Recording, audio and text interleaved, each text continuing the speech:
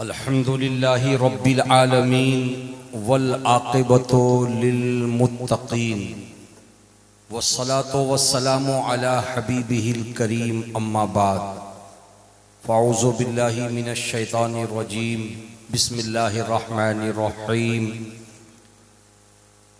इन्नद-दीन इंदल्लाहिल इस्लाम सदक़ल्लाहु मौलानल अज़ीम। मुअज़्ज़ज़ सामईन, मजमा टूट गया, लोग बिखर गए। मेंबर शरीफ पर भी अच्छी खासी भीड़ थी। रफ्ता रफ्ता ये भीड़ भी छटने लगी। लोग कुछ टारगेट लेकर के आते हैं, इतने बजे तक रहेंगे। कुछ लोगों का टारगेट होता है फला फला को सुनेंगे। तो जिसका टारगेट जहां पूरा होता है वो अपने टारगेट के मुताबिक काम करता है, फिर वो चलता बनता है। हमारा भी अपना एक टारगेट है कि हमें जलसा चलाना है 4 बजे तक। तो 2 आदमी भी अगर आखिर तक रहेंगे तब भी इंशाअल्लाह ताला 4 बजे तक जलसा चलेगा। सबका अपना अपना टारगेट है, तो हमारा भी अपना टारगेट है। लेकिन 4 बजे तक अकेले मैं आपके सर पर सवार नहीं रहूंगा। अभी हमारी जमात के बेमिसाल शोरा इकराम जो कमलपुरा बाड़ा डी की धरती पर यहाँ के मुखलिस नौजवानों की दावत पर हाजिर हुए हैं, इन सबों ने अभी खुल करके अपने फन का मुजाहिरा नहीं किया। इंशाअल्लाह ताला मेरे बाद जो नाते नबी का एक सुनहरा दौर चलेगा, तो फिर हमारी जमात का वो उभरता हुआ शायर हजरत शाहनवाज हसन, वो उभरती हुई निराली जोड़ी हजरत शादाबो पैकर, और फिर हमारा वो हर दिल अजीज शायर सोहराब कादरी, ये सब के सब तशरीफ लाएंगे इंशाअल्लाह ताला और आपको अपना नायाब कलाम सुनाएंगे। और सबसे खुशी की बात यह है कि इस इलाके पे जिनके बड़े एहसानात हैं, जिनके आबा व अजदाद के, वो ज़ात पीर तरीक़त हज़रत अल्लामा मौलाना ज़ियाउल मुज्तबा कादरी की ज़ात है। इंशाअल्लाह ताला हज़रत की भी तशरीफ़ आवरी होगी। तो मैं चाहूँगा 10 मिनट 20 मिनट 25 मिनट जितनी देर तक आप तकरीर सुनना चाहेंगे उतनी देर के लिए तकरीर का माहौल बना दीजिए। जरा सा सामने जो बैठे हैं भाई मेरे, जरा उठ करके आ जाइए, मेहरबानी होगी। ए बाबू, नौजवानों, आप लोग भी अंदर आ जाइए। मुझे कोई शिकायत नहीं होगी, आप 5 मिनट में चले जाएं, कोई शिकायत नहीं होगी। लेकिन जितनी देर तक आप बैठेंगे तो इस तरह बैठें कि ताकि मैं कुछ कह सकूं। भाई जरा अंदर आ जाइए, आ जाइए, अंदर आ जाइए, सामने जरा सा आ जाइए, आ जाओ, बैठ जाओ। बाबू लोग पीछे से जरा सा आ जाओ। वैसे भी जहां आप बैठे हो वहां अंधेरा ही है, उजाले में आ जाओ। हर आदमी अंधेरे से उजाले में आना चाहता है, और मैं आपको बुला रहा हूं अंधेरे से उजाले की तरफ। अभी हमारी जमात के एक मंझे हुए मुकर्रिर हजरत मौलाना अलाउद्दीन चतुर्वेदी, वेद के साथ उनका खिताब आपने सुना।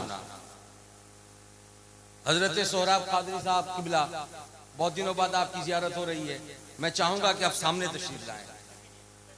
अच्छा, तो वहीं से दुआ दें आप।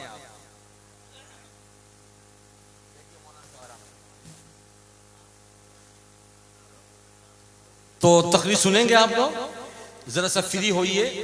रात 2 बज रहे हैं, आंखें बंद हो जाती हैं, मुंह खुल जाता है। 2 बजे नहीं बल्कि 12 बजे के बाद। वैसे आप लोग आज दिन में इलेक्शन में भी मसरूफ रहे, जिस्मानी तौर पर थकावट भी महसूस कर रहे हैं, लेकिन जिक्र नबी की बरकत है कि आप हजरात इतनी देर तक तशरीफ रखते हैं।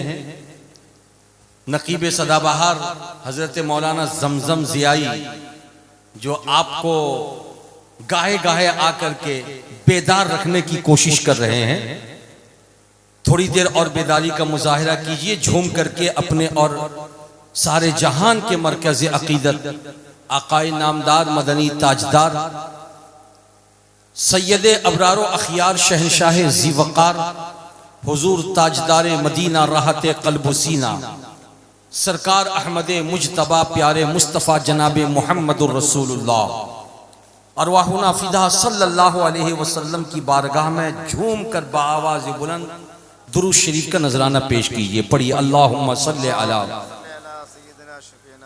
सय्यदना शफीअना तबीबा क़ुलूबिना मावाना मलजाना मुहम्मदी वालिही व बारिक वसल्लिम सलातों व सलामन अलैका या रसूल अल्लाह व सल्लम अलैका या हबीब अल्लाह। ये कमल पूरा बाड़ा डी, ये मेरे इल्म के मुताबिक मेरे लिए नई जगह नहीं है। इससे पहले भी मैं आपकी इस बस्ती में हाजिर आया और मुझको थोड़ा थोड़ा याद आ रहा है वो कितनी शान शौकत का जलसा हुआ था। थोड़ा थोड़ा याद आ रहा है क्योंकि एक जमाना गुजर गया। फिर एक नई ताजगी आप पैदा कीजिए ताकि 2024 का ये जलसा भी आने वाले दिनों में याद रहे। एक जगह पे एक से दो, दो से तीन बार अगर आदमी जाता है ना तो सोचता है कि नई चाहत लोगों को, नई पसंद लोगों को चाहिए, तो फिर पुराने लोगों को बुलाया क्यों जा रहा है। तो हमारे अब्दुल सुभान भाई ने जब मुझको फोन से बताया कि हमारे गांव में फिर आपको जाना है, तो मुझे बहुत ज्यादा खुशी मिली कि कमलपुरा बाड़ा डी की धरती के ये जिंदा व जावेद मुसलमान पुराने लोगों को भूले नहीं है। किसी ने इंग्लिश में मकूला कहा था कि ओल्ड इज गोल्ड, तो मुझे बड़ा अच्छा लगा। तो मैं आया हूं तो कुछ देर आपकी खिदमत करूं, कुछ पैगाम आपके जहन पे डाल सकूं, ताकि मैं यहां से जब चला जाऊं तो मुझे तो आप तलाश करें और मैं आपके सामने नजर ना आऊं, लेकिन मेरा दिया हुआ पैगाम आपके सामने रहे। एक मर्तबा प्यार से बोल दीजिए सुभान अल्लाह। तकरीर का आगाज करूं कलाम रजा से। हजरत सोहराब भाई की दुआ चाहूंगा। आला हजरत अजीमुल बरकत फाजिल बरेलवी इमाम अहमद रजा खान लिखते हैं अपनी नातिया शायरी में प्यारे नबी की शान में, या रसूल अल्लाह सरवर कहूं के मालिको मौला कहूं तुझे। बोल दीजिए सुभान अल्लाह। बाबू जब तक बोलेंगे नहीं तब तक नींद आपके दामन से दूर नहीं जाएगी, और जब बोलने लगेंगे तो नींद इंशाअल्लाह ताला भागेगी और फिर आप तरोताजा हो जाएंगे। सरवर कहूं कि मालिको मौला कहूं तुझे, बागे खलील का गुले जेबा कहूं तुझे। बागे खलील का गुले जेबा कहूं तुझे। अल्लाह रे तेरे जिस्मे मुनव्वर की ताबिशें, अल्लाह रे तेरे जिस्मे मुनव्वर की ताबिशें, ऐ जाने जान मैं जाने तजल्ला कहूं तुझे। लेकिन रजा ने खत्मे सुखन इस पे कर दिया, लेकिन रजा ने खत्मे सुखन इस पे कर दिया, खालिक का बंदा खल्क का आका कहूं तुझे। बाआवाज़ बुलंद दुरूद पाक अल्लाहुम्मा सल्ली अला सय्यदना शफीअना तबीबा क़ुलूबिना मावाना मलजाना मुहम्मदी वालिही व बारिक वसल्लिम सलातों व सलामन अलैका या रसूल अल्लाह व सल्लम अलैका या हबीब अल्लाह सल्लल्लाहु तआला अलैहि वसल्लम। मुअज़्ज़ज़ सामईन, अगर मैं आपसे सवाल करूं कि आप कौन हैं, तो आपका एक ही जवाब होगा, हम मुसलमान हैं। बोलो बाबू, यही जवाब होगा या इसके अलावा कोई जवाब होगा? बोलो भाई। मेरा सवाल यह है कि आप कौन हैं, आपका जवाब बोलो। ए बेटा बोल, हाथ नीचे कर। हाँ, क्या कौन हो? साफ साफ बोलो। टेक छोड़ो, सीधे होके बैठो। टेक छोड़ो, टेक छोड़ो। हाँ, सीधे होकर। अभी बचपन है, अभी से टेक लगाएगा। आप कौन हैं? प्यार से मुसलमान। कभी आपने गौर किया कि मुसलमान कहते किसे हैं? अगर ये दूसरा सवाल करूं आपसे तो आपका जवाब होगा कि जो मजहब इस्लाम के फॉलोवर होते हैं उन्हीं को मुसलमान कहा जाता है। सुभान अल्लाह। प्यार से बोल दीजिए, गोया कि आपके मजहब का नाम, बोलिए सुभान अल्लाह सुभान अल्लाह। ये प्यारा बच्चा जवाब दिया, बहुत अच्छा जवाब। अख्तर साहब, आप अख्तर साहब है ना, ये माला उठाइए, उस बच्चे को पहनाइए, बड़ा प्यारा जवाब दिया। ये बच्चा इधर वाला, इधर वाला, इधर वाला, ये बच्चा बड़ा प्यारा जवाब दिया। बेटा क्या नाम है तुम्हारा? मोहम्मद शमीम। अब्बू आए हैं तुम्हारे? काहे? वो बेंगलोर में है। अल्लाह अच्छा रखे तुम्हारे अब्बू। तुम्हारा घर कहाँ है? ये इस बस्ती का नहीं है, नानी का घर है। वाह, जरा खड़ा हो तो उधर घूम के देख, नाना है घर पे सो रहे हैं। तुमको भेज दे बेटा, जा तकरीर सुन के आगे सुबह सुना देगा, है ना। अरे सुभान अल्लाह माशाअल्लाह। सौरभ भाई इधर आओ, माशाअल्लाह।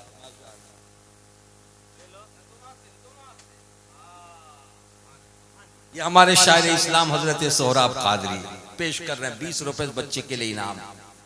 चलिए, ये बच्चा ननियाल आया है। ये बच्चा, बोलो बाबू, ननियाल आया है। गोया के कमलपुरा बाड़ाडी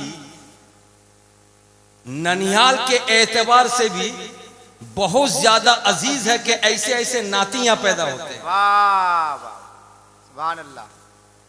अब पोतों की बारी आएगी तो मैं टटोल लूंगा पोते कैसे कैसे होते हैं यहाँ।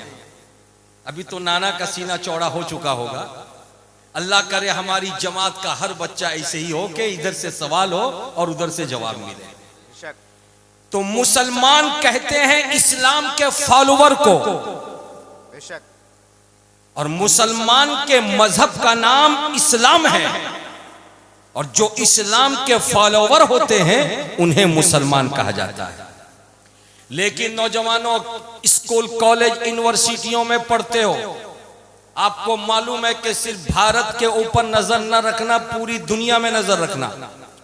तो आपको मालूम होगा कि पूरी दुनिया में सिर्फ मुसलमान नहीं रहते, कुछ ऐसी कौमें भी रहती हैं कि जो अपने आप को यहूदी कहती हैं, कुछ ऐसी कौमें भी रहती हैं जो अपने आप को नसरानी कहती हैं, कुछ ऐसी कौमें भी रहती हैं जो अपने आप को बुद्धिस्ट भी कहती हैं। लेकिन कभी आपने गौर किया कि नसरानी किसे कहते हैं, यहूदी किसे कहते हैं, बुद्धिस्ट किसे कहते हैं? अगर आप गौर करेंगे, इसको समझ लेंगे तो इस्लाम को और मुसलमान को समझना आसान होगा। ज़हन करीब कीजिए। एक बंदे खुदा हजरत याकूब अलैहिस्सलाम की औलाद में गुजरा जिसका नाम यहूदा था। जब दुनिया के लोगों ने उस यहूदा की तरफ अपने आप को मंसूब किया तो यहूदा की तरफ मंसूब करते हुए वो लोग अपने आप को यहूदी कहने लगे। दुनिया में एक कौम रहती है नसरानी, जो हजरत ईसा अलैहिस्सलातो व तस्लीम का कलमा पढ़ने वाली कौम है। हजरत ईसा अलैहिस्सलाम की पैदाइश जिस बस्ती में हुई थी उस बस्ती का नाम नासेरा था। जब कुछ लोगों ने ईसा अलैहिस्सलाम को फॉलो करते हुए अपने आप को उनकी तरफ मंसूब किया तो उनकी पैदाइश की जगह को ले लिया और नासेरा से अपने आप को वो नसरानी कहने लगे। गौतम बुद्ध इस दुनिया में एक आने वाला महापुरुष उनके हिसाब से आया था। जब दुनिया के कुछ लोगों ने उसकी जानिब अपने आप को मंसूब कर दिया तो अब वो गौतम बुद्ध की तरफ मंसूब करते हुए अपने आप को बुद्धिस्ट कहे जाने लगे। हजरात ज़हन करीब कीजिए, यहूदी एक फर्द बशर की तरफ अपने आप को मंसूब करते हैं, नसरानी ईसा अलैहिस्सलाम की पैदाइश की जगह की तरफ अपने आप को मंसूब करते हैं, बुद्धिस्ट एक मखसूस इंसान की तरफ अपने आप को मंसूब करते हुए उसके नाम को अपने नाम के साथ चिस्पा करके बुद्धिस्ट अपने आप को कहते हैं। लेकिन मुसलमानों, आप कलमा पढ़ते हो मोहम्मद रसूलुल्लाह का, वो प्यारे मोहम्मद फाउंडर ऑफ इस्लाम है। वो पैदा हुए अरब में, जिस शहर में आए उस शहर का नाम मक्का, जिस शहर में 1400 साल से आराम कर रहे हैं उस शहर का नाम मदीना, जो जबान लेकर के आए वो जबान है अरबी। लेकिन खबरदार, आपसे अगर मैं सवाल करूं तो ये जवाब आप देने से पहले 1000 मर्तबा सोचना। आपको जो मजहब पसंद है उस मजहब को क्या मजहब मक्की कहते हैं? नहीं। क्या मजहब मदनी कहते हैं? नहीं। क्या मजहब अरबी कहते हैं? नहीं। क्यों? मोहम्मद अरबी अरब में पैदा हुए थे, मजहब को अरब की तरफ मंसूब करते हुए मजहब अरबी कहते, मगर ऐसा नहीं है। मक्का में पैदा हुए थे, मजहब को शहर मक्का की तरफ मंसूब करके आप मजहब मक्की कहते नहीं। रसूलुल्लाह मदीने में आराम कर रहे हैं, मजहब को मदीने की तरफ मंसूब करते हुए मजहब मदनी कहते, मगर ऐसा नहीं। बल्कि आपने जिस मजहब को माना है, जिस मजहब का कलमा पढ़ते हैं, उस मजहब को मजहब अरबी नहीं कहा जाता, मजहब मक्की नहीं कहा जाता, मजहब मदनी नहीं कहा जाता, मजहब मोहम्मदी नहीं कहा जाता। अगर कहा जाता तो मजहब इस्लाम कहा जाता है। बोलिए सुभान अल्लाह। मजहब इस्लाम कहा जाता है। आखिर इसकी वजह क्या है? तवज्जो हाजिर कीजिए। इसकी वजह को समझने के लिए आपको लफ्ज़ इस्लाम का माना जानना पड़ेगा। इस्लाम का माना क्या होता है? तवज्जो हाजिर कीजिए। इस्लाम का माना होता है मान लेना। इस्लाम का क्या माना होता है? प्यार से बोलिए, मान लेना। तो मजहब इस्लाम का पहला काम है मान लो। तो जो मान लेगा वो इस्लाम का पैरोकार होगा, और जो इस्लाम का पैरोकार होगा वही मुसलमान कहलाएगा। तो अब बोलिए, बाड़ा दी वालों, कमलपुरा वालों, मुजफ्फरपुर वालों, आपने माना है। क्या माना है? जिसकी बुनियाद पर आपको मुसलमान कहा जाता है।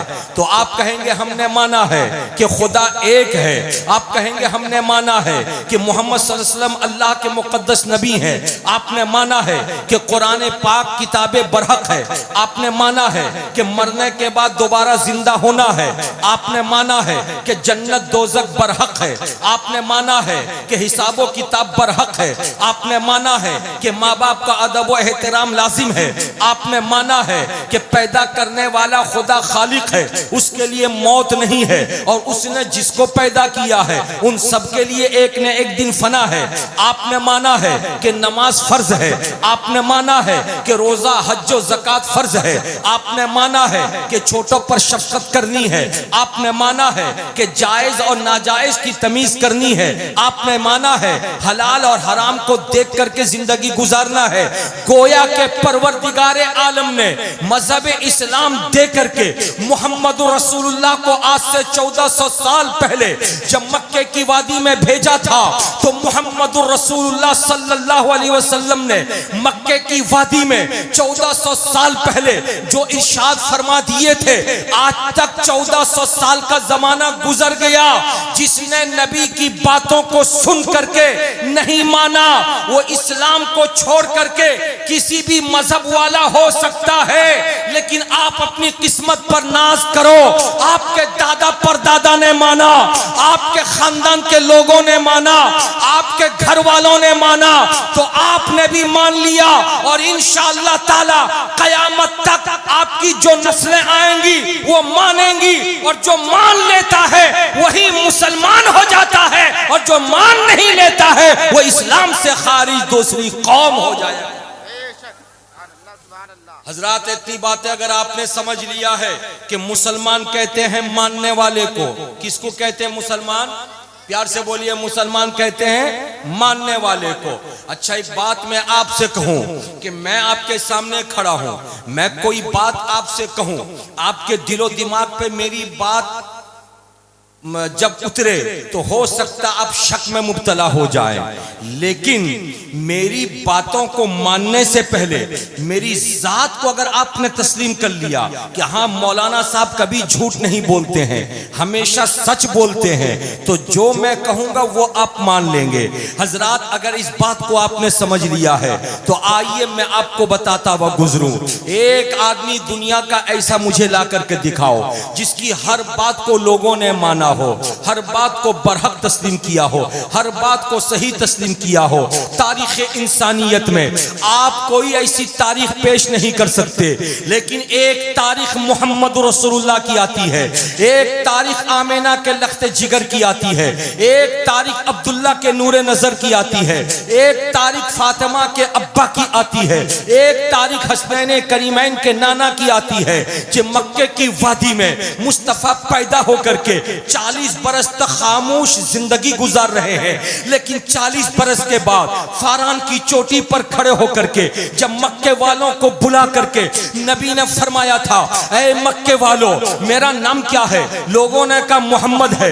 ये बताओ मुझको, तुमने 40 साल तक देखा, मेरी सुबह भी देखी, शाम भी देखी, मेरा दिन भी देखा, रात भी देखा, बताओ मुझको तुमने कैसा पाया? तो मक्के के लोग बोल रहे थे, मोहम्मद अरबी आप जैसा सच्चा हमने किसी को नहीं देखा, आप जैसा अच्छा हमने किसी को नहीं देखा, आप जैसा निराला हमने आपको किसी को नहीं देखा, आप जो बोलते हैं सच बोलते हैं, आप जो बोलते हैं हक बोलते हैं। तो मोहम्मद अरबी की जबान खुली, इरशाद फरमाया नबी ने कि मक्के वालों अगर मैं सच्चा हूं, अगर मैं हक वाला हूं तो मेरी बातों को सुन लो, बुतों को पूजना बंद करो, सूरज को पूजना बंद करो, माबूदाने बातिला को छोड़ो, एक अल्लाह की इबादत करो, उसी के सामने सर झुकाओ, मुझ मोहम्मद अरबी को नबी मानो, रसूल मानो। मुस्तफा कह रहे थे, अबू जहल इनकार कर रहा था, मुस्तफा कह रहे थे, उतबा इनकार कर रहा था, मुस्तफा कह रहे थे, शीबा इनकार कर रहा था, मुस्तफा कह रहे थे,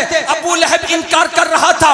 रसूल रोने लगे, या अल्लाह नबी बनाकर तूने भेजा मगर यहाँ कोई मानने को तैयार नहीं, खुदा का हुक्म आया, मोहम्मद प्यारे घबराने की जरूरत नहीं है, जो नहीं मानता है वो न माने, मगर उन्हीं लोगों में कुछ ऐसे भी होंगे जो तुम्हें मानेंगे। फिर देखा दुनिया ने कि अबू बकर खड़े हो गए और कहा या रसूल अल्लाह मैं आपको मानता हूँ, उमर खड़े हो गए, कहा मैं आपको मानता हूँ, उस्मान खड़े हो गए, कहा मैं आपको मानता हूँ, अली खड़े हो गए, कहा मैं आपको मानता हूँ।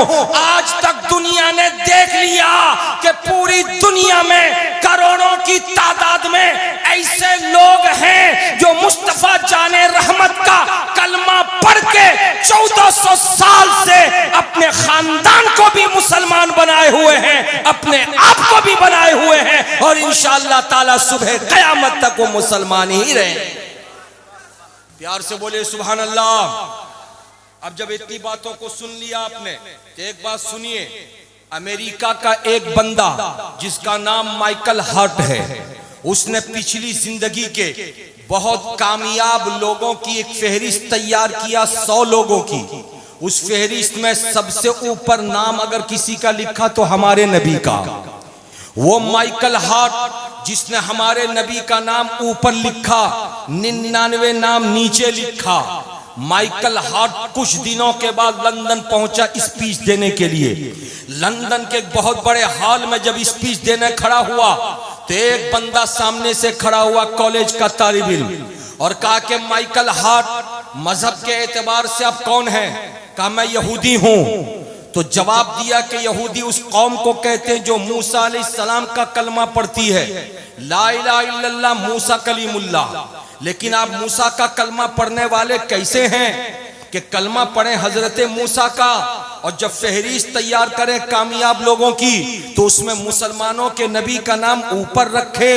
ये कहां का इंसाफ है? इंसाफ तो ये होना चाहिए था कि आप मूसा का कलमा पढ़ते तो मूसा का नाम ऊपर रहना चाहिए। माइकल हार्ट ने जो जवाब दिया था उस जवाब को तवज्जो के साथ सुनिए। पढ़ने वाले लड़कों सुनो, स्कूल कॉलेज यूनिवर्सिटी जाने वालों सुनो, भाइयों आप लोग भी सुनो। माइकल हार्ट ने जवाब दिया था कि देखो, जब आदमी झूठ बोलता है तो झूठ की मियाद कितनी होती है? कोई झूठ 2 साल तक चलता है, कोई झूठ 5 साल तक चलता है, कोई झूठ 10 साल तक चलता है। झूठ का पर्दा फाश हो जाता है, फिर झूठ मुंह के बल गिरता है, सच्चाई का बोलबाला होता है। लेकिन नहीं देखा होगा आपने कि कोई झूठ 200 साल तक चले, कोई झूठ 500 साल तक चले, कोई झूठ 1000 साल तक चले, कोई झूठ 1200 साल तक चले। सुनो, मैं तुमसे कहना चाहता हूं कि मोहम्मद अरबी का नाम मैंने इसलिए सबसे ऊपर रखा कि 1400 साल पहले उन्होंने जो कुछ कहा था तो पूरी 63 साल जिंदगी में एक लफ्ज भी झूठ नहीं है। अगर झूठ होता कोई लफ्ज तो मुंह के बल गिर चुका होता।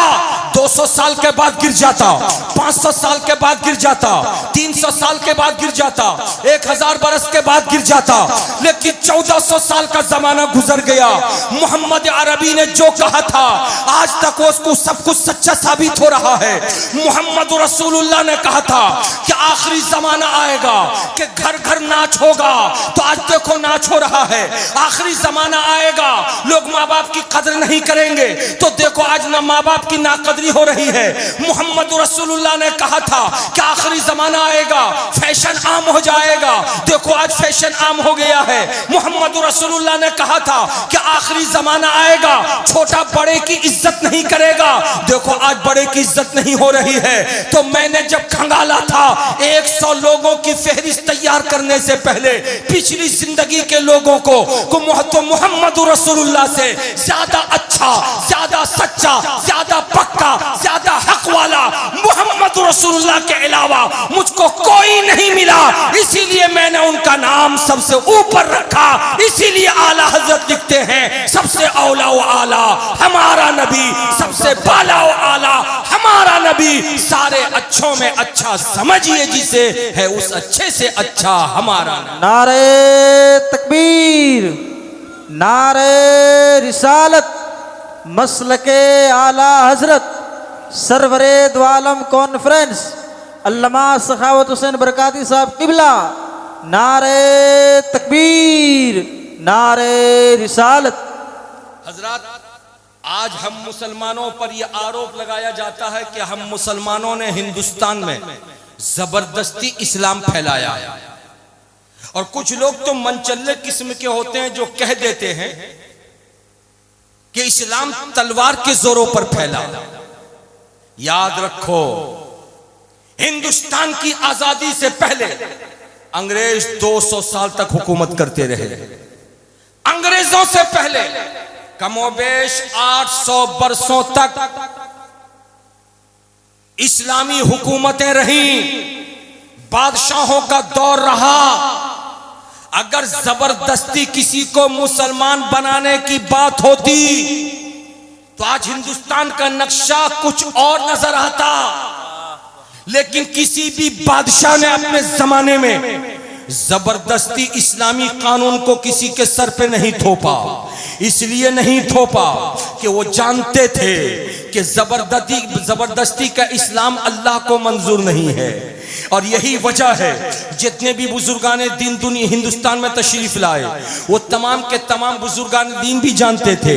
ये बात बहुत मशहूर है, मेरे ख्वाजा ने कलमा पढ़ाया था, कुतुबुद्दीन बख्तियार काकी ने कलमा पढ़ाया था, निजामुद्दीन महबूब इलाही ने कलमा पढ़ाया था, मगर तारीख का कोई वरक और कोई बाप आप ऐसा नहीं दिखा सकते कि गरीब नवाज ने जबरदस्ती किसी को कलमा पढ़ा के मुसलमान बनाया हो, महबूब इलाही ने जबरदस्ती किसी को कलमा पढ़ा के मुसलमान बनाया हो। जबरदस्ती इस्लाम किसी के सर पे थोपना ये अल्लाह को मंजूर नहीं है।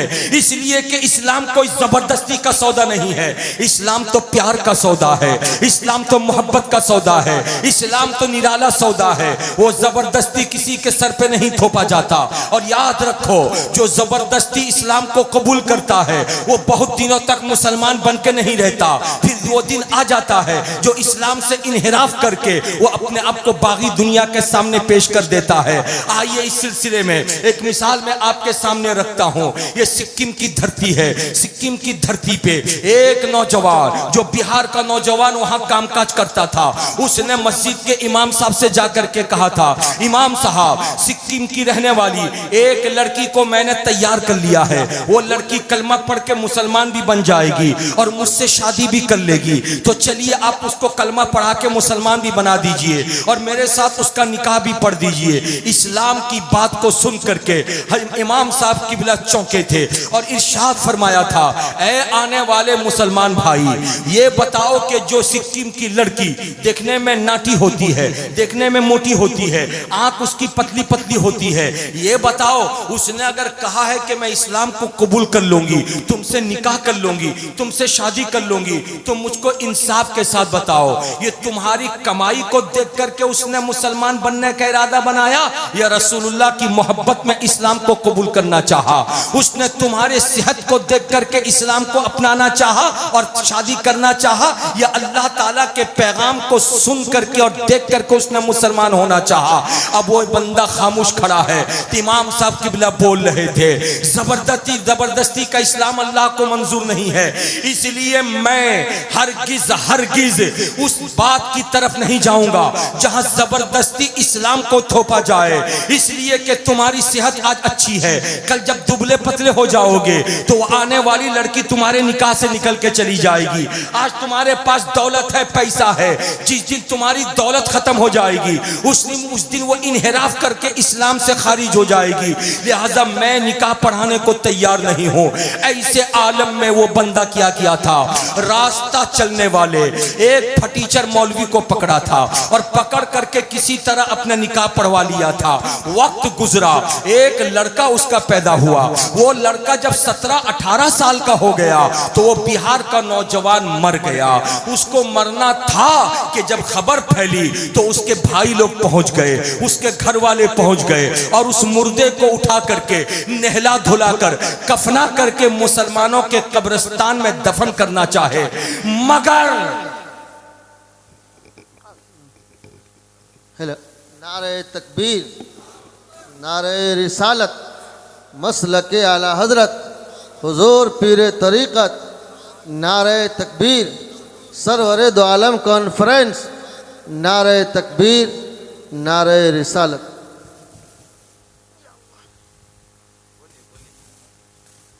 हजरात अब आप तशरीफ रखिए। शिद्दत से आप हजरात को हुजूर पीर साहब किबला पीर तरीक़त रहबर राह शरीयत हजरत अल्लामा मौलाना ज़ियाउल मुज्तबा कादरी कामिल हुसैनी शरीफ मुजफ्फरपुर हजरत का इंतजार था। हजरत बनफ्से नफीस तशरीफ ले आए। आप हजरात बैठे, मैं थोड़ी देर का मेहमान हूँ, उसके बाद मैं गुफ्तगू समेटूंगा। जरा प्यार से बोल दीजिए सुभान अल्लाह। हजरत का दीदार कीजिए, ज़ियारत कीजिए और मेरी थोड़ी देर की तकरीर आप समाअत कीजिए। इंशाअल्लाह ताला मालूमात में इजाफा होगा, फिर हजरत का नायाब खिताब होगा। हजरत से दुआ लेकर इंशाअल्लाह हम सब लोग अपने अपने घरों को जाएंगे। प्यार से बोल दीजिए सुभान अल्लाह। तो मैं ये कह रहा था कि उसके घर वाले पहुंचे और पहुंच करके कहने लगे कि हम इसको इस्लामी तरीके पर गुस्ल देंगे, इस्लामी तरीके पे कफनाएंगे, इस्लामी तरीके से मुसलमानों के कब्रिस्तान में दफनाएंगे।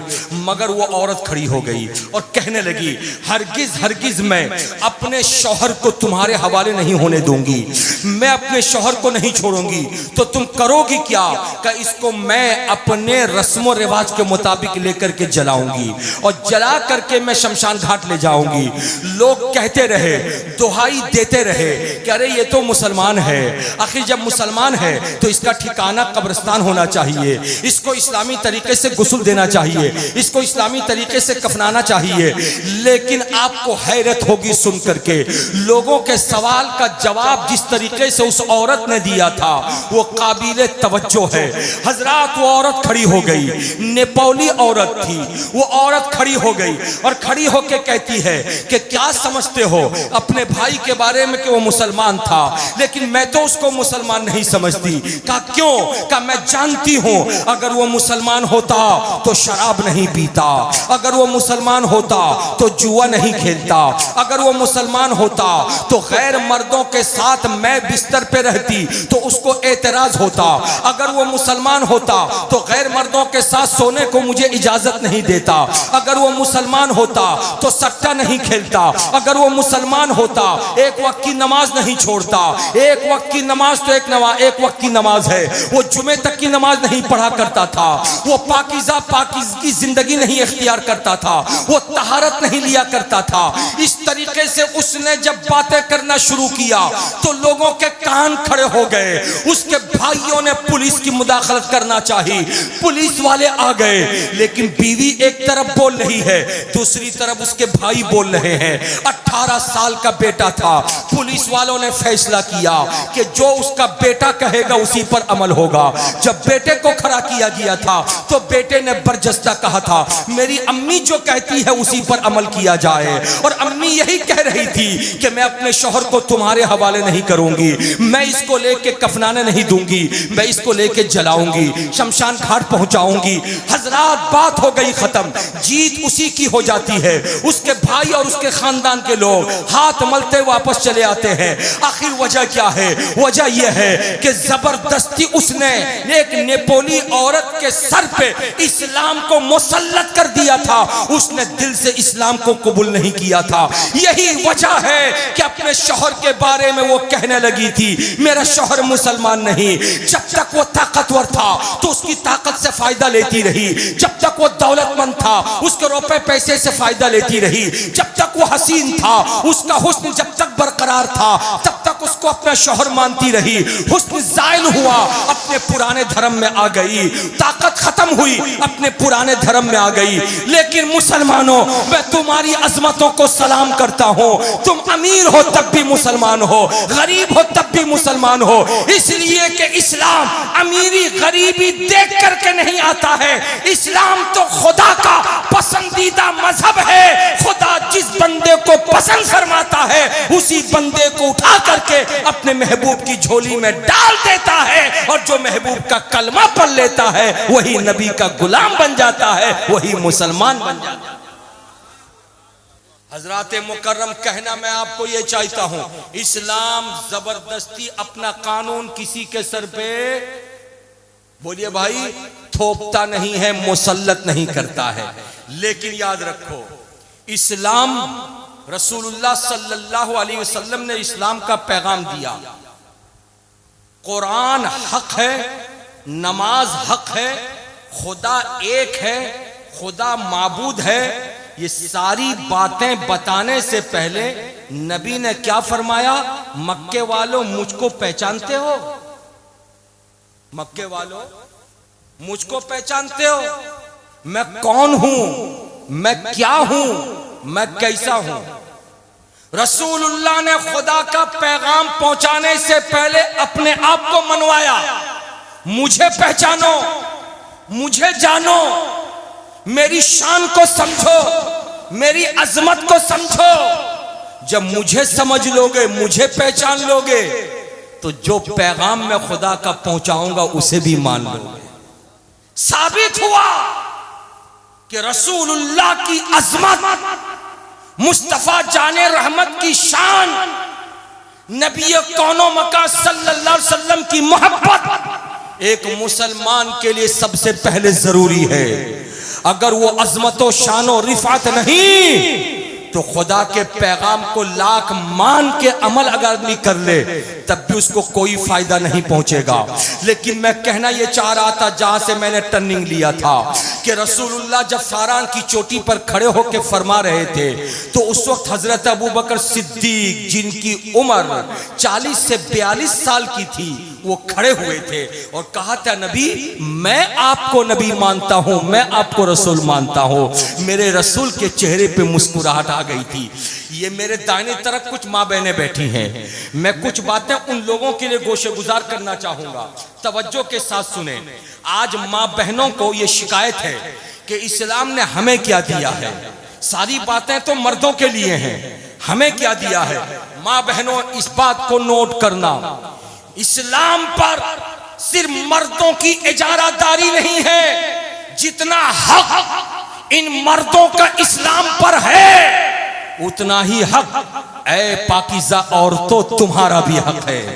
इसलिए कि फारान की चोटी पर खड़े होकर सबसे पहले एक मर्द 40-42 साल के अधेड़ उम्र का इंसान जब अबू बकर की शक्ल में खड़ा होकर कह रहा था मैं आपको मानता हूं, तो रसूलुल्लाह वापस जब अपने घर गए थे तो घर में एक पाकीज़ा खातून थी जिनकी उम्र उस वक्त 55 बरस की थी, जो रिश्ते में रसूलुल्लाह की बीवी थी, जिनका नाम खदीजतुल कुबरा था।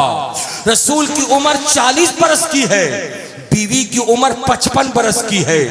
रसूलुल्लाह सल्लल्लाहु अलैहि वसल्लम ने जाकर जब घर में ये बात बताई कि आज मैंने फारान की चोटी पर खड़े होकर ऐलान किया, तो मेरी बातों को सुन करके अबू बकर ने कहा था मैं कलमा पढ़ के इस्लाम कबूल करता हूं। तो हजरत खदीजतुल कुबरा पाकीज़ा खातून खड़ी हुई और 4 दीवारी के अंदर, घर के अंदर रसूलुल्लाह को मुखातब किया और अर्ज किया, ए खुदा के पैगंबर, अगर मर्दों में अबू बकर को यह फख्र होगा कि मर्दों में सबसे पहले वो इस्लाम कबूल किए, तो आज खदीजतुल कुबरा भी आपके सामने ऐलान करती है कि औरतों को भी महरूम न रखा जाए। इसलिए जब आपने पैगाम हक दे दिया है तो खदीजा पहली खातून होगी जो आप पर ईमान ला करके आपको नबी समझती है, आपका कलमा पढ़ के अपने आप को मुसलमान समझती है। प्यार से बोल दीजिए सुभान अल्लाह, झूम के बोल दीजिए सुभान अल्लाह। तो अब बताइए औरतों का भी ताउन है या नहीं इस्लाम में? अरे बोलिए ना भाई, औरतों का भी बराबर की शिरकत है या नहीं? अगर है तो फिर आज हमारे यहाँ औरतों को के साथ नारवा सलूक क्यों किया जाता है? औरतों के ताल्लुक से अगर किसी के ज़हनो फिक्र पे ये बात हो कि औरत किसको कहते हैं, घर की नौकरानी को कहते हैं, औरत किसको कहते हैं, 4 दीवारी के अंदर बंद रह के सिर्फ खाना पकाने वाले को कहते हैं। औरत किसको कहते हैं, सुबह शाम लत्तम जुत्तम जिस पर किया जाए उसको कहते हैं। औरत किसको कहते हैं, जिसके सर के बाल को पकड़ करके घसीटा जाए उसे कहते हैं। औरत किसे कहते हैं, जिस पर हर हफ्ते 2 हफ्ते 2-4 तमाचा लगाया जाए उसे कहते हैं। औरत किसे कहते हैं, समाज में जो सबसे ज्यादा हेंज और बिल्कुल गिरी हुई शख्सियत होती है उसे औरत कहते हैं। आज कुछ लोगों का जहन खराब है, यही तसव्वुर औरतों के ताल्लुक से भी रखते हैं। लेकिन जरा सा निकलो, इस्लाम जैसे आफाकी निजाम को देखो, इस्लाम जैसे आफाकी कानून को देखो। इस्लाम ने औरतों के मर्तबे को बुलंद किया और इतना बुलंद किया, इतना बुलंद किया कि औरत की 4 शक्ल होती है। एक शक्ल माँ की होती है, दूसरी शक्ल बीवी की होती है, तीसरी शक्ल बेटी की होती है और चौथी शक्ल बहन की होती है। कितनी शक्ल होती है बाबू? प्यार से बोलो, कितनी शक्ल होती है? 4 शक्ल। माँ है तो बेमिसाल है, बीवी है तो बेमिसाल है, बेटी है तो बेमिसाल है, बहन है तो बेमिसाल है। और इन चारों शख्सियतों को आप देख लीजिए। नबी कौनो मका सल्लल्लाहु अलैहि वसल्लम की जिंदगी में मेरे नबी की उम्र जब 6 बरस की रही तो अपनी अम्मा हजरत आमिना खातून का इंतकाल हुआ। मेरे नबी सल्लल्लाहु ताला अलैहि वसल्लम जब 25 बरस के हुए तो निकाह किया। खदीजतुल कुबरा जैसी पाकीज़ा खातून बीवी बन करके आई। मुस्तफा जाने रहमत सल्लल्लाहु ताला अलैहि वसल्लम को दूध जिस औरत ने पिलाया वो हलीमा सादिया है। उनकी एक बेटी थी, नबी की अपनी कोई बहन नहीं, लेकिन दूध पिलाने वाली माँ हजरत हलीमा की एक बेटी थी जिनका नाम शीमा था। वो रसूल के रिश्ते में बहन लगती थी। मुस्तफा जाने रहमत का एक रिश्ता और रह गया बाप बेटी का। तो जब बेटी की बारी आती है तो उम्मे कुलसूम जैसी पाकीज़ा खातून आती हैं, ज़ैनब जैसी पाकीज़ा खातून आती हैं, रुक़ैया जैसी पाकीज़ा खातून आती हैं, फातिमा जैसी पाकीज़ा खातून आती हैं। इन 4 हस्तियों को नबी की जिंदगी से जरा जोड़ करके देखिए, नबी ने इन चारों की शख्सियतों को कितना नुमाया किया है। शीमा बहन है, शीमा बहन को इतनी इज्जत दिया, इतनी इज्जत दिया कि एक जंग के मौके पर जब उनके शौहर गिरफ्तार कर लिए गए और जब काफिरों ने चंदा किया था कि गिरफ्तार शुदगान को रिहाई मिल जाए, चंदा इकट्ठा करके फिदिया दिया जाए। हजरत शीमा के पास जब आए थे तो शीमा ने कहा था मैं खुद चलूंगी और मुसलमानों के पास जा करके मैं गिरफ्तार शुदगान को छुड़वा करके लाऊंगी। जैसे पहुंची थी रसूलुल्लाह सल्लल्लाहु अलैहि वसल्लम ने देखा था तो पहचान लिया था। नबी ने फरमाया बहन शीमा तुम यहाँ हो? हाँ भैया मोहम्मद, मैं आई हूं इसलिए कि मेरे शौहर भी गिरफ्तार कर लिए गए हैं। रसूलुल्लाह खड़े हो गए और इरशाद फरमाया सहाबा, आज एक भाई के घर एक बहन आई है और कोई भाई ऐसा नहीं कि जिसके घर में बहन आए और खाली हाथ वापस चली जाए। इसलिए तारीख लिख दो कि भाई के घर जब बहन आई है तो खाली नहीं जाएगी, उसकी झोली को भर दो, किसी से फिदिया मत लो। जितने गिरफ्तार किए गए हैं उन तमाम को रिहाई दे दो, एक पैसा न लो। और तुम्हारे पास बैतुल माल में जो सामान है थोड़ा थोड़ा सामान लाओ और ला करके बहन शीमा की झोली को भर दो। मुस्तफा जाने रहमत ने भाई बहन के रिश्ते को ऐसा मजबूत किया कि दुनिया देखती रह गई।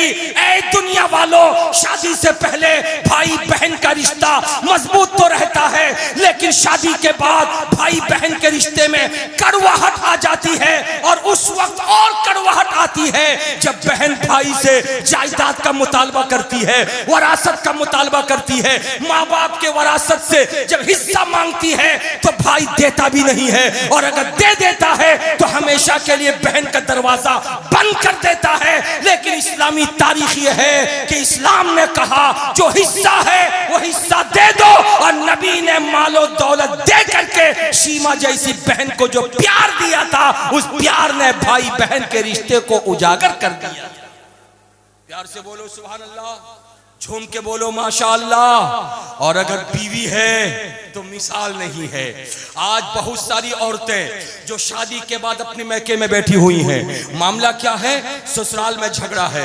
ऐसा झगड़ा कोर्ट कचहरी चले जाइए, मुसलमान मंडलाते हुए हम आपको मिलेंगे। और जब पकड़ पकड़ के मुसलमानों से पूछिएगा क्या मामला है तो दो मामला रहेगा, या तो एक मामला तलाक का होगा या दूसरा मामला जमीन जगह के झगड़े का होगा। मुसलमान के दो मामले की वजह से आज लाखों करोड़ों रुपया आज कोर्ट में खर्च हो रहा है, वकाला खा रहे हैं। मुसलमान तबाह है, मुसलमान परेशान है। बहू लाने से पहले ये सास है जो एक मर्तबा बहू को देखने गई थी, पूरे इलाके में आके ढोल पीटी थी कि मेरी बहू है क्या, वो चांद से भी ज्यादा हसीन है, मेरे घर के लिए खुदा ने उसको पैदा किया। मगर वजह क्या है? शादी करके आए हुए एक हफ्ता नहीं गुजरा तो उस बहू के अंदर में कीड़ा निकल गया। अब सास को बहू नहीं भाने लगी, बहू का उठना सास को अच्छा नहीं लगा, बहू का बैठना सास को अच्छा नहीं लगा, बहू का सोना सास को अच्छा नहीं लगा, बहू का जागना सास को अच्छा नहीं लगा। अपनी बेटी दिन के 8 बजे तक सोई रहे कोई फर्क नहीं पड़ता, लेकिन बहू को 4 बजे उठना होगा। अपनी बेटी माँ बाप के साथ जवान बेटी खा के अपने कमरे में चली जाए, मगर बहू को नौकरानी की तरह रात के 11 बजे तक बर्तन धोना होगा। बेटी है जो सुबह सवेरे उसो के उठने के बाद ब्रश करके चाय पिए, माँ के साथ गुलगुल्ला खाए, मगर वो बहू है कि जो पूरे घर को भरेगी, पूरे घर को साफ करेगी, पूरे घर वालों का कपड़ा धोएगी। हालात इतने खराब हो गए हैं, आज बहुएं हैं जो सास से इस कदर दूरी इख्तियार कर रही हैं कि कल तक जब शादी का रिश्ता होता था तो पूछा जाता था लड़का क्या करता है, क्या काम करता है, घर कैसा है, लेकिन आज जब रिश्ता तय होता तो पूछा जाता है सास है या मर गई है। अगर सास मरी हुई हो तो बाप को बेटी देने में कोई आर नहीं होता। हालात इतने खराब हो गए हैं। और पाकिस्तानी सीरियल की बात अगर कर दूं तो शायद आपके दिल को छू जाए। पाकिस्तानी सीरियल में पूछा गया था कि शादी से पहले लड़का देखना चाहिए यानी दूल्हा देखना चाहिए, सास देखना चाहिए, तो औरतों ने पलट करके जवाब दिया था दूल्हा को मत देखो, दूल्हा जैसा भी होगा कंट्रोल किया जा सकता है मगर सास को नहीं कंट्रोल किया जा सकता। हालात इतना खराब हो गए। माँ बहनों, तुम्हारी भी बेटी है, तुम्हारी बेटी को जब उसके ससुराल में परेशान किया जाता है तो तुम मगरमच्छ का आंसू बहाती हो, लेकिन आंसू आंसू बहाने से पहले इंसाफ के साथ देखना, तुम्हारे घर में भी दूसरे की बेटी है। अगर अपनी बेटी को चैन और सुकून से देखना चाहती हो तो जो दूसरे की बेटी तुम्हारे घर में है उसको प्यार दो। दूसरे की बेटी को तुम प्यार दोगी, तुम्हारी बेटी को दूसरे के घर में प्यार मिलता हुआ नजर आएगा। हजरात मुकर्रम, ये शादी है। अगर शादी के बाद आपका बेटा बीवी से प्यार करता है तो आपको खुश होना चाहिए, इसलिए कि रसूलुल्लाह सल्लल्लाहु ताला अलैहि वसल्लम है, हजरत आयशा सिद्दीका, हजरत मैमूना, हजरत उम्मे सलमा, हजरत खदीजतुल कुबरा, इस तरीके से नबी की जो बीवियां हैं, नबी ने उनसे मोहब्बत किया, इतनी मोहब्बत किया कि हजरत आयशा से कहते हैं रसूलुल्लाह, ए आयशा मुझे पानी पिलाओ। हजरत आयशा उस वक्त पानी पी रही थी, मिट्टी का बर्तन था, जैसे आपने अपने मुंह में लगाया था रसूलुल्लाह ने कहा मुझे पानी पिलाओ। जैसे हजरत आयशा ने वो बर्तन निकाल कर अपने मुंह से हटाकर रसूलुल्लाह को दिया तो सरकार ने उस बर्तन को घुमाया, जिस जगह पे हजरत आयशा के होंठ लगे थे वहीं पे अपने होंठ शरीफ को लगाया और लगा करके पानी आपने नोश फरमाया। आयशा पूछती है या रसूल अल्लाह, बर्तन घुमा के क्या देख रहे हैं? आका फरमाते हैं आयशा तुम्हारे होंठ जिस जगह पे लगे थे मैं उसी जगह को तलाश कर रहा हूं, इसलिए कि वहां पे तुम्हारा लुआब लगा है। मैं जब उसी जगह पे होंठ लगाकर पीऊंगा तो लुआब मिलेगा तो मोहब्बत में इजाफा होगा, प्यार में इजाफा होगा। शादी करके बीवी को प्यार देना मुस्तफा जाने रहमत की सुन्नत है। अब रहा मामला बेटी का तो मुस्तफा ने बेटियों से प्यार किया। हजरत फातिमा ज़हरा से कितना प्यार किया। नबी जब घर तशरीफ लाते तो फातिमा खड़ी हो जाती, आका सलाम करने के बाद फातिमा की पेशानी को चूमते। रहा मामला माँ का तो आज बहुत सारे लोग जो पैसा कमाने के बाद बूढ़े माँ बाप को नहीं देखते हैं, बूढ़े माँ बाप को तंग करते हैं, बूढ़े माँ बाप को परेशान करते हैं, बूढ़े माँ बाप को खाना नहीं देते। बीवी के पसंद का कपड़ा आएगा, बच्चों के पसंद का कपड़ा आएगा, मगर बूढ़े माँ बाप के लिए मामूली कपड़ा आएगा। बूढ़े माँ बाप के साथ नारवा सलूक होता है। कुरान में खुदा ने फरमाया था वो बिल वालिदैन एहसाना, अपने वालिदैन पर एहसान करो, अपने माँ बाप पर एहसान करो। बूढ़े माँ बाप है उनकी कदम बोसी करो, उनके हाथों को चूमो, उनका दीदार करो, उनको मोहब्बत की नजर से देखो, उनकी ख्वाहिशों की तकमील करो, उनकी ख्वाहिशात को पूरी करो, उनकी मर्जी को देखो। अगर माँ बाप राजी नहीं है तो खुदा और उसके रसूल राजी नहीं होंगे। आओ इसको मैं दिखाता हुआ गुजरू। आकाए करीम महफिल में तशरीफ रखते हैं, साहबा इकराम की महफिल जमी हुई है। अचानक एक ज़ईफुल उम्र औरत आ रही है।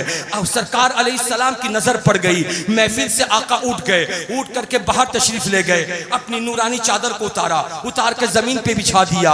आने वाली बूढ़ी खातून से कहा इस पे बैठिए, वो बैठ गई। सरकार करीब हुए, कुछ बातें आपस में की। साहबा सोच रहे हैं जिस चादर को चूमने पे हम फख्र महसूस करते हैं, आज कौन किस्मत वाली औरत आई है उस चादर पे पैर रख करके बैठी है। इंतजार हो रहा है।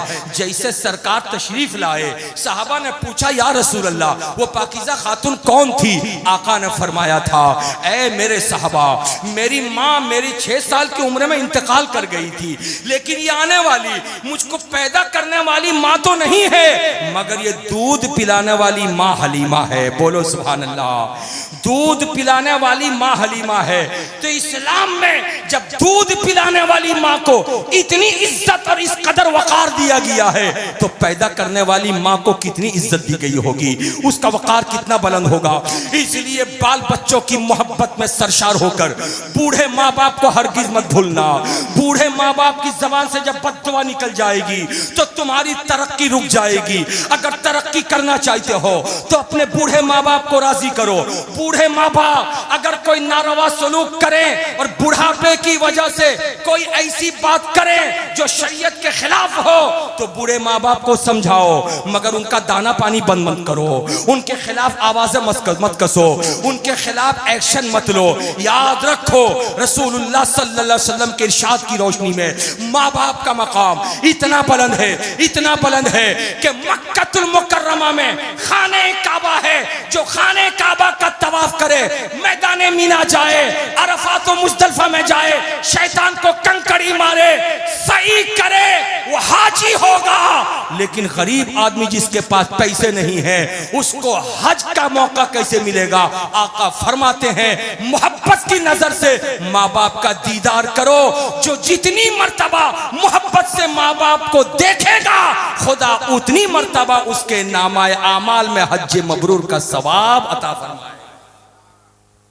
प्यार से बोलिए सुभान अल्लाह, झूम के बोलिए माशा अल्लाह। तो मैं बताना आपको ये चाह रहा था, ये इस्लाम है, जो इस्लामी फलसफा है, जो इस्लामी कानून है, ये आफाकी निज़ाम है, ये एक पैगाम हक है जो रसूलुल्लाह सल्लल्लाहु ताला अलैहि वसल्लम ने हमें और आपको दिया था।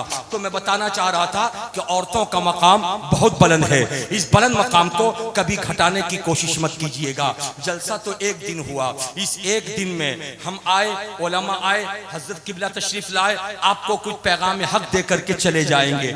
लेकिन मैं आज दोपहर से हूँ, नमाज जुहर, नमाज असर, नमाज मगरिब, नमाज इशा मैंने मस्जिद शरीफ में पढ़ी। इमाम साहब मौलाना सज्जाद रजवी साहब अल्हम्दुलिल्लाह बड़े मुखलिस हैं। आप खुशकिस्मत हैं, इतने अच्छे इमाम आपको मिले हैं। हजरात, इनके सामने मैं कह रहा हूँ, इसलिए कह रहा हूँ कि दोपहर से लेके इस वक्त तक हमने इनका खुलूस देखा है। हजरात, एक जलसे में आपने तकरीर सुन ली, लेकिन असल काम वो करता है जो आपकी मस्जिद का इमाम होता है, चाहे ये इमाम हो चाहे कोई दूसरा इमाम आए। इसलिए मजहबी लोग जो होते हैं उनकी इज्जत किया कीजिए, जो मजहबी रहनुमा होते हैं उनकी इज्जत किया कीजिए, उनके वकार का लिहाज कीजिए, उनके मकाम व मनसब को पहचानिए। वो नाइबीन रसूल होते हैं, पैगाम हक आप तक पहुंचाते हैं। और पैगाम हक जब तक मुसलमानों तक नहीं पहुंचेगा, मुसलमान कामयाब नहीं हो सकते। हजरात, मेरी गुफ्तगू लंबी होती जा रही है, इसलिए अपनी गुफ्तगू को मैं समेटूं। मैं आपके सामने 2-3 मिनट और टाइम दूंगा और अपनी बात को खत्म करके मैं रुखसत हो जाऊंगा। मैं आपको ये बताना चाह रहा था कि इस्लाम जैसा आफाकी निज़ाम कोई ऐसा मजहब नहीं है। इसीलिए ये इस्लाम, ये मजहब अल्लाह ताला का पसंदीदा मजहब है। लेकिन हमारी और आपकी खुशकिस्मती है कि अल्लाह ताला ने उसी मजहब का पैरोकार हमें बनाया है, हमको मुसलमान बनाया है। हम इस्लाम के पैरोकार हैं, इस्लाम को मानते हैं, इस्लामी कानून पर अमल करते हैं। इसलिए जरूरत इस बात की है कि हर चीज को छुपा देना, मगर अपने इस्लाम को कभी मत छुपाना। इस्लाम को कभी मत छुपाना। इस्लाम को जो छुपाएगा वो गर्क हो जाएगा, वो डूब जाएगा, वो फना हो जाएगा, वो तबाह हो जाएगा, वो बर्बाद हो जाएगा। और जो अपने इस्लाम को पेश करेगा दुनिया वालों के सामने, जिंदगी की परवाह नहीं करेगा, अल्लाह तबारक व तआला उसके मकाम को बुलंद बाला कर देगा, उसके मकाम को बुलंद फरमा देगा, उसके वकार को बुलंद फरमा देगा। ये धरती, ये इलाका कमलपुरा का इलाका है। अल्हम्दुलिल्लाह यहाँ पे सब मुसलमान रहते हैं और मुसलमानों में भी सुन्नी सहीउल अकीदा रहते हैं। बगदाद वाले गौस से मोहब्बत करने वाले रहते हैं, अजमेर वाले ख्वाजा से मोहब्बत करने वाले रहते हैं, देवा वाले वारिस से मोहब्बत करने वाले रहते हैं, मरहरा के शेख सरकार अबुल बरकात से मोहब्बत करने वाले रहते हैं, मसौली के आका से मोहब्बत करने वाले रहते हैं, बरेली के ताजदार इमाम मोहम्मद रजा खान से मोहब्बत करने वाले रहते हैं, सुरकाही शरीफ के सैयदी तेग अली शाह से मोहब्बत करने वाले रहते हैं, हुसैनी शरीफ सरकार उमर बाबू से मोहब्बत करने वाले रहते हैं, धामनगर शरीफ के आका मुजाहिद मिल्लत से मोहब्बत करने वाले रहते हैं। तो एक जुमला मैं आपके सामने कह करके अपनी तकरीर खत्म कर दूं कि मैंने जो अभी आपके सामने कहा कि कलमा पढ़ के खुदा को एक मान लेना, रसूलुल्लाह को बरहक नबी मान लेना, कुरान को हक मानना, जन्नत दोज़ख को हक मानना, यही इस्लाम है। तो याद रखिए, ये इस्लाम तो है, इसमें कोई दो राय नहीं। लेकिन आज इसका गलत फायदा उठाते हुए बहुत सारे ऐसे लोग भी मिल जाएंगे कि जो इन चीजों को भी मानते हैं लेकिन रसूलुल्लाह की शान में गुस्ताखी भी करते हैं। ये चीजें उस वक्त काम देंगी जब नबी की जात के बारे में अकीदा आपका दुरुस्त हो। इसलिए कि मैंने कहा था कि फारान की चोटी पर खड़े होकर नबी ने 40 बरस की उम्र में पहले ये नहीं कहा था कि लोग लोगों खुदा एक है। पहले ये नहीं कहा था कि कुरान कलाम हक है, पहले ये नहीं कहा था कि जन्नत दोज़ख हक है, पहले ये नहीं कहा था मरने के बाद दोबारा जिंदा होना है, पहले ये नहीं कहा था कि मौत हक है, जिंदगी हक है, हिसाब किताब हक है। नहीं, पहले ये कहा था मक्के वालों मुझे कैसा समझते हो, मुझे क्या जानते हो, मेरे बारे में क्या इरादा है, मेरे बारे में अकीदा क्या है। रसूल ने पहले जात को मनवाई फिर बात को मनवाया है।